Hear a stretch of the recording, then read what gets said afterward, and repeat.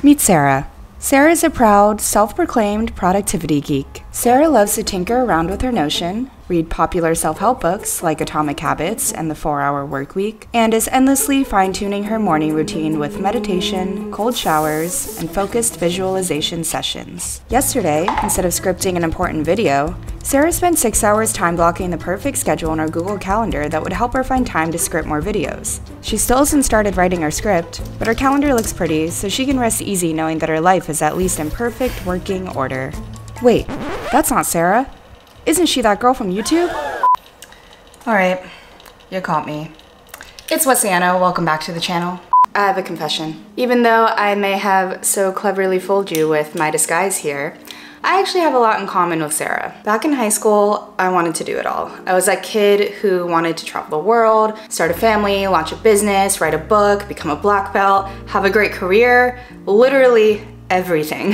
Which is why I spent most of my 20s nose deep in self-help books, forever searching for the answer to this perpetual problem that I always thought was holding me back, which was, how do I refine and optimize my systems in order to perfectly fit in everything I hope to accomplish during my short time on this floating rock we call home? In other words, how do I master time management? The answer really came slowly over time in bits and pieces. I started off with really simple building blocks like the Eisenhower matrix, Pomodoro method, setting SMART goals. Then I moved into more complex systems like habit cycles, which Charles Diggs discusses in The Power of Habit, or task management, which David Allen talks about in Getting Things Done. With each of these stages, my knowledge of time management and productivity always seemed to be improving and refining, but I never felt like I was ever any closer to getting there. You know, the place where I felt like I had the time to get everything I wanted to get done, and I was completely in control of my time and my life.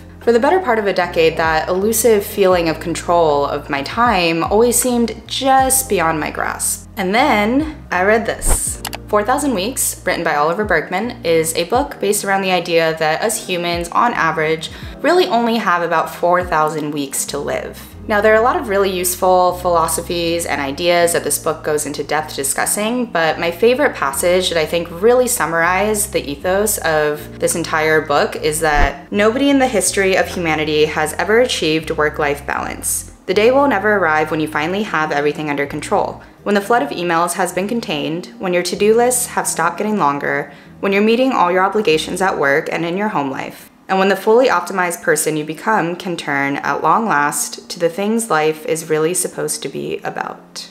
Boom! When I read this, it completely blew my mind and totally flipped upside down everything I had once believed about productivity and time management. I think a lot of us get caught up in this trap of thinking that productivity hacking is a route towards a more meaningful and fulfilling life, when in reality, these tools and these systems aren't a substitute for focused prioritization. In other words, time management and productivity hacking are really only tools to help us achieve what is most important to us. If you don't know what your North Star is or what direction you want to be heading in, then no amount of time blocking or answering emails is going to fill that hole inside of you where you're looking for fulfillment. In order to illustrate this point further, Burkeman brings up this story about a classroom where a teacher has brought in an empty jar of rocks, and she challenges the students to fit all of the rocks into the jar. Some are rocks, some are pebbles, and a lot of the students decide that first they're going to fill in the jar with the pebbles, then the rocks on top of it, and they find that they actually don't have enough room to fit in everything that the teacher gave them. So then the teacher comes back and says, no, you're doing it wrong. You need to put the big rocks in and fill in the rest of the gaps with the pebbles. And that way you're able to fit everything in. Now, this is supposed to be a metaphor for how people choose to prioritize what they work on in their own life. But the inherent problem here that Burkeman points out is that the game is fixed. The teacher has brought in a very specific amount of large rocks and pebbles that she knows is gonna fit into this jar if you only just squeeze everything in just right. In reality, life doesn't work that way. There's far too many large rocks that are ever gonna fit inside of your jar, which means prioritizing isn't just about ordering what is most important to you and working on them in an order that makes sense. It's about learning to say no to things that you probably want to do and you probably should do and are valuable uses of your time, but you're just not gonna have time to do because we don't really live that long. We're around for 4,000 weeks, maybe a little more if we're lucky, but there's far, far too many amazing opportunities and important uses of your time that you're ever going to get to within your lifetime. The second really big part of this book is that conditional happiness is a trap. This is a mindset a lot of us have where we think that we need to achieve X in order to finally be happy and feel at peace. And we often do this because we feel insecure with what we already have. A lot of the times, focusing too much on self-improvement is really just another form of procrastinating happiness. This is best illustrated by an old parable where an investment banker from New York comes to visit a small fisherman in a Mexican seaside town. The fisherman tells him that he only works for a few hours a day and spends most of his time drinking in the sun and playing music with his friends. Of course, the banker is completely appalled at the fisherman's approach to time management, so he offers him some unsolicited advice, which is that if he works a little harder, he could invest his profits into a bigger fleet of boats, pay others to do the fishing, make millions, then retire early. The fisherman asks him, well, what would I do then? And the banker replies, you could spend your days drinking in the sun and playing music with friends. Throughout our lives, we're often putting off happiness because we think that once we reach that next stage, we're finally gonna allow ourselves to feel at peace. I think all of us have experienced this to some degree, especially when you're in school and you tell yourself you're just working to get into a good college and you're just working at college in order to get a good job. And then when you get your good job, you're climbing the career ladder and on and on and on. We fool ourselves into thinking that there is some destination out there where we are finally gonna allow ourselves to relax and be happy. But in reality, every time we hit the next benchmark or the next milestone, we convince ourselves that we just need to push a little bit harder before we can allow ourselves to truly enjoy our lives. And sadly, the cycle just repeats itself until we die. This is where the famous saying comes from that nobody wishes they worked harder when they are on their deathbed. So far, we've established that we are never gonna have enough time to do all the things we wanna do, and that time management and excessive optimization are merely fooling us into thinking that that's not true. If this is the case, then what are the solutions? How can we actually make the most of our limited time here on Earth? Number one, and probably the most important, is that you really need to get good at managing middling priorities. We all know what priorities are. They're the things that are most important to us, but what most people fail to understand is that something can be important without being the most important. Huh? Say that again? A better way to understand this is through Warren Buffett's 5 out of 25 rule.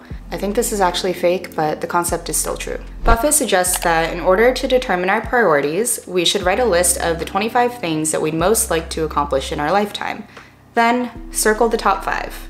Now here's where most people would say, okay, I get it. I work on these top 5 things first and then start crossing off everything else. Wrong. The 20 goals you didn't circle are your avoid at all costs lists. These goals are actually the most detrimental to your top priorities because they're what's most likely to distract you and compete for your attention. In other words, make a fuck it list. Write down a list of all the things that you kinda wanna do, but you'd be willing to give up in order to pursue other things. For example, I've always loved writing and I would love to publish a book someday, but it just takes way too much time and energy compared to the other things that I wanna be doing with my life right now. So I've just decided, even though it is a goal that I would like to accomplish one day, it's not something that is more important than the other things that I'm working on, at least for now. Number 2, take a fixed volume approach to your to-do list. You're probably like most people who just write a list of things they gotta get done every day and go checking them off, hoping, praying to the gods that you will get to the bottom of that list. This functions off the false assumption that we are actually gonna be able to get done all of the things expected of us if we only just plan carefully enough. But what ends up happening is we either don't get everything done on our to-do list, or we pick things that aren't as important and the really non-urgent stuff gets delayed and never worked on. A better alternative is to actually focus on the time that you do have in the day first before you start looking at your task list. So instead of saying that I have X, Y, Z to get done today, where am I gonna fit it in? You instead look at your calendar, see what meetings you have, when you're gonna take your lunch, when you need to exercise, and then figure out what gaps in your day do you actually have to get these things done. And then you look at those gaps and figure out what tasks are realistic to get done within that time period. This is especially great for anyone who struggles with overloading their days and feeling overwhelmed and finding that they're constantly putting off important tasks to the next day because they're not planning their time well. Now, number 3 is to focus on the gain over the gap. Another consequence of constantly overwhelming ourselves with these to-dos is that we feel like we're not getting enough done, because when it's the end of the day and we look at our to-do list and there were 12 things that we were supposed to do and we only got 2 done, it's gonna feel like you didn't do anything you were supposed to.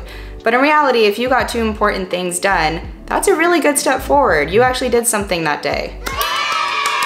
We almost always measure our progress based on where we are compared to where our goal is versus where we started and how far we've come. Thinking this way is gonna leave you feeling chronically unsatisfied, because once you reach that goal that you were aiming for, you're just gonna set a new goal and suddenly you feel behind again. We can set goals that are completely unreasonable into infinity, which means that the only way to really measure your progress is to look backwards, not forwards. And this brings us nicely into our next point, which is that it's all about the journey and not the destination. I know you've heard this a million times, but it's so true. Now, I'm not saying there's anything wrong with setting goals to help guide you and to set a direction, but the problem comes when we put too much stock in expecting these goals to bring us fulfillment. And that's because when we actually achieve our goals, it only really happens for a very brief moment. For example, you might be chasing a job promotion for years, spending late nights, sacrificing your weekends, and then you finally get that new title, you get the bigger paycheck. It feels really great to be able to brag to your friends on LinkedIn, you get to buy some new stuff. But then what happens when you go back to work the next day is that you have to keep doing what you've been doing for the last few years. Nothing has really changed other than a title on your resume and maybe a little more money in your pocket. You still have to get up the next day and work the same late hours, sacrifice the same weekends, because that's what got you there. How you actually spend your days hasn't really changed that much. This is the same reason why you see so many of your favorite creators burn out once they make it big. They sacrifice their mental and their physical health in order to reach an arbitrary number of subscribers, only to realize once they get there that they have to keep making the same sacrifices in order to sustain the same level of growth in order to keep up. And that one tiny little number they see flashing on that screen is actually really underwhelming if they haven't enjoyed the journey that it took for them to get there. Look, I'm not saying that working hard is bad. If you truly love your job or you truly love making videos, then of course, crossing out those 20 other maybe priorities is going to be worth it. But when we design a life that makes us miserable in order to achieve future results, then we put ourselves in the mindset of thinking that happiness is conditional. As mentioned earlier, conditional happiness is the concept that we must achieve a certain benchmark or a certain milestone in order to allow ourselves to be happy in our day-to-day life. The problem with this is that we're constantly finding new goals to reach for, and so we end up delaying happiness until there's no more time left to delay. All of this happens because forces like social media and capitalism tell us that we don't have enough and we're not enough as we are right now. Another big component of this is that a lot of us tend to spend our leisure time towards self-improvement or towards building something better for our future. And while that can be good in doses, if we spend all our time working towards our future selves, then we're never actually stopping to truly enjoy our life. In fact, some of your time has to be spent unproductively and leisurely in order for you to actually be enjoying your own life. We're led to believe that we need to have side hustles and not hobbies. We need to read nonfiction instead of literature or stories that we just enjoy reading. But the truth is, even if we wake up at 5 a.m. every day, we drink our green smoothie, we crush our workout at the gym, and we do this every day until eternity, we're still never gonna reach that level of perfection that we're aiming for. At a certain point, we have to stop self-improving indefinitely, and we have to learn to just live our life and enjoy where we are now. Number 6 is to avoid the efficiency trap, which is the idea that the better you are at doing something, the more of that thing you're gonna have to do. In other words, the more emails you answer, the more you're gonna have to respond to. If efficiency is your ultimate goal, you're never gonna achieve peace of mind and you're always gonna feel like you're playing catch up. Instead, you should be focusing on strategic underachievement. So instead of trying to be efficient at everything, just choose a few things to be good at and do the bare minimum in the rest. Clean your house less often, answer your emails slower. When we decide in advance what we're gonna fail at, it actually becomes less shameful. And it also leaves room for us to be excellent at the things that matter most. Number 7. Stop waiting to be ready. Hey, let me tell you a secret. You're never gonna be ready, ever. You gotta just accept the imperfectness and the messiness of life. There's usually an ebb and flow when it comes to learning and performance. When we initially learn something, our skills don't meet that standard, so we feel like we're behind. Then our skills catch up to our knowledge and we gain confidence. Then we learn something new and we feel like a beginner again. Don't fall into the trap of thinking that you will ever be ready, because even if you think you know everything now, trust me, you don't. So you might as well just get started, because that's the best way to learn and improve.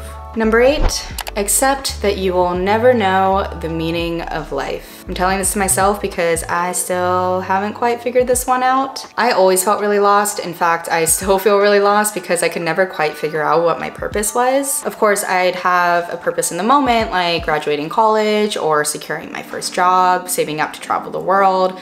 But these were all really temporary. I never really had this overarching idea of what my life was supposed to mean. The target was always moving. And that's because our purpose and our values are always shifting. A really big lesson that I learned recently is that you can't discover the meaning of life, because life is the process of discovering that meaning. You might think that you're gonna one day reach this level of enlightenment where everything is suddenly figured out and you're on the right course and everything is just perfectly aligned, but you're constantly learning, growing, evolving, and course correcting. And because of that, we can't actually know what the meaning or the purpose of our life was until our life comes to an end. So where do we go from here? To be honest, I don't have all the answers. I don't even have some of the answers. Lately, I've been thinking that the key might just be to live with an open heart and with an open mind and curiosity, but I'm sure that's gonna change in a couple years, maybe even a couple months, who knows. Part of the reason I even filmed this is not only to share the information that I was so excited to read, but